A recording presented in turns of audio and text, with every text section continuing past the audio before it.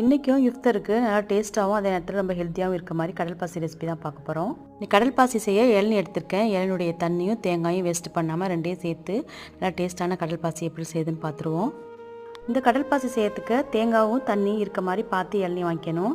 தண்ணி நல்லா உடச்சி வடிகட்டி எடுத்துட்டு கடல் பாசி சேர்த்துட்டு நல்லா கடல் பாசி கரைஞ்சி வந்ததுக்கப்புறம் சர்க்கரை சேர்க்கணும். நீங்கள் எப்போவுமே கடல் பாசி செய்யும் போது கடல் பாசி வந்து நல்லா கரைஞ்சி வந்ததுக்கப்புறம் சர்க்கரை சேர்த்திங்கன்னா கடல் பாசி வந்து திப்பி திப்பியாக நிற்காது. வடிகட்டி ஒரு தட்டில் வச்சுட்டு இப்போ அதே பாத்திரத்தில் ஒரு 1 லிட்டர் பால் ஊற்றிருக்கேன். பாலில் வந்து கடல் பாசி சேர்த்து நல்லா கடல் பாசி கரைஞ்சி வந்ததுக்கப்புறம் நம்ம அரைச்சி வச்சு அந்த தேங்காய் அதில் சேர்த்துடணும்.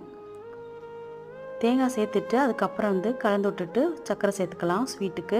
இப்போ நம்ம செட் பண்ண கடல் பாசியுமே நல்லா செட் ஆகி வந்துருச்சு. அதில் பொடி பொடி பீஸாக நறுக்கி வச்சுக்கோங்க.